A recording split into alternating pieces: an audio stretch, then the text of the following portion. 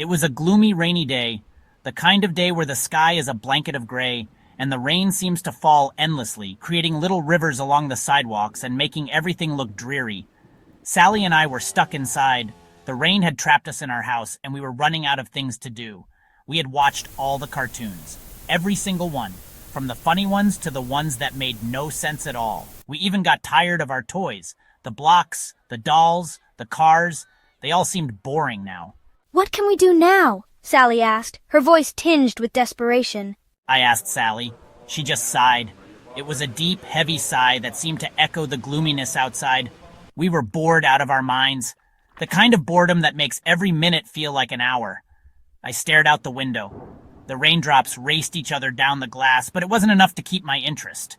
The rain just kept coming down. It was relentless, like it had no intention of stopping anytime soon. It felt like we had been stuck inside forever. Days like this made time feel like it was standing still. Sally went back to flipping through her picture book, but I knew she wasn't really looking at the pictures. She was just as restless as I was. She was as bored as I was. We both felt trapped by the rain and the walls of our house. Suddenly we heard a loud bump. It was so unexpected that it made us both jump. We both jumped up and looked around. Our hearts were racing, and we were filled with curiosity and a bit of fear. "What was that?" I asked, my voice barely above a whisper. Sally asked, her eyes wide. She looked at me, hoping I had an answer. I shrugged. I had no idea. The noise was a mystery. We listened closely, but everything was quiet again. The house was still, except for the sound of the rain. Maybe it was just the wind, Sally suggested, trying to make sense of it. I said, trying to sound brave. But deep down, I wasn't so sure. But honestly, I was a little scared myself. The unknown can be frightening, especially on a day like this. We went back to the window, peering out into the rain, wondering what had made that strange noise. The rain continued to fall, and we were left with our imaginations running wild. Another even louder bang made us jump again. We turned around to see a cat. He was standing in our doorway wearing a tall striped hat. He grinned at us, showing off a big, mischievous smile. Why, hello there. It's a shame to waste such a perfectly rainy day moping around, don't you agree?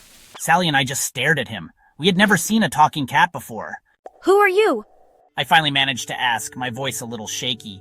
The cat chuckled, a deep rumbling sound. Why, I'm the Cat in the Hat, here to save you from the rainy day blahs. He bowed low, tipping his hat with a flourish. Sally and I exchanged a nervous glance. We had a feeling this cat was going to be trouble, but exciting trouble. The Cat in the Hat was full of surprises. He pulled amazing things out of his bag, balls, umbrellas, even a cake. He balanced the cake on a tray, placed a teacup on his head, and started juggling red balls. We were amazed. He spun around the room, a whirlwind of chaos and laughter. He made us laugh until our sides hurt. We forgot all about being bored, but things were getting out of hand. "Be careful!" Sally cried as the cat balanced a vase precariously on his nose.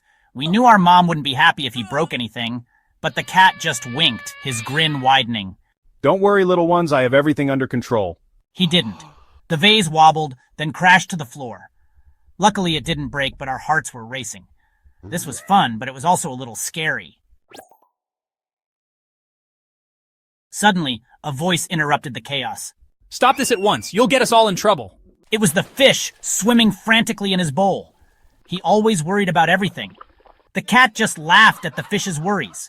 Oh, relax, little fishy, we're just having a bit of fun. But the fish wasn't buying it. "Fun? This is mayhem. Your kind is not welcome here." The fish was right.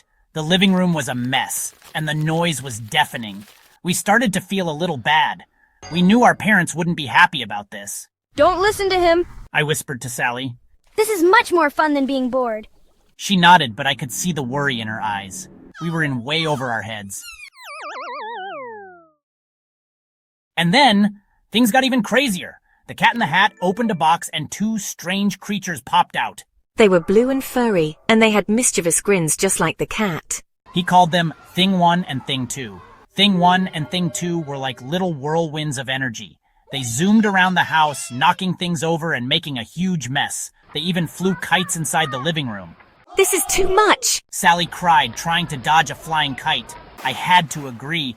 The house was a disaster zone, and it was only a matter of time before our parents came home. Even the cat seemed a little overwhelmed by Thing 1 and Thing 2. He kept trying to get them under control, but they wouldn't listen. They were having too much fun causing chaos. I glanced at the clock on the wall. It was getting late.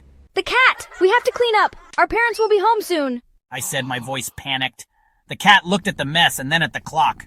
Oh dear, we might be in a bit of a pickle. Thing 1 and Thing 2, oblivious to the impending doom, continued their rampage.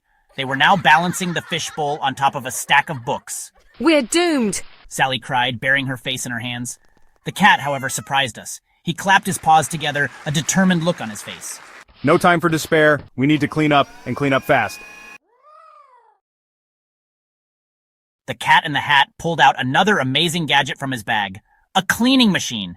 It was unlike anything we had ever seen before, a true marvel of whimsical engineering. It was the most peculiar thing we had ever seen, with spinning brushes and flashing lights. The machine seemed to have a life of its own, buzzing with energy and purpose. He zoomed around the room, the machine whirring and buzzing. It moved with such speed and precision, it was almost as if it knew exactly where every piece of dirt and clutter was hiding. It magically sucked up all the mess, the toys, the cake crumbs, even the spilled milk. Nothing was too big or too small for this incredible device. We watched in astonishment as the house transformed back to its normal state. Every corner, every surface was spotless, as if the chaos from earlier had never happened. Thing 1 and Thing 2, finally out of energy, slumped on the floor, watching the cat with tired smiles. They had never seen anything like it and were too exhausted to cause any more trouble. Unbelievable cats. Disruptive influences. They always seem to bring chaos, but somehow they also bring solutions. The fish, back safely in his bowl, just shook his head, muttering. He had seen it all before and knew that with the Cat in the Hat, anything was possible. Within minutes, the house was spotless, as if nothing had happened. The transformation was so complete, it was hard to believe the mess had ever existed. The Cat in the Hat, looking exhausted but pleased, doffed his hat at us. His job was done, and he had once again turned chaos into order. And just in time, I do believe, he exclaimed with a twinkle in his eye, knowing that the timing couldn't have been more perfect. He said, pointing to the window. We all turned to look, our hearts pounding with anticipation. A familiar car was pulling up the driveway. It was Mom, returning home, completely unaware of the miraculous cleanup that had just taken place. Our parents were home. We could hear the sound of the door opening and their footsteps echoing through the hallway. The excitement and chaos of the day had to be hidden quickly.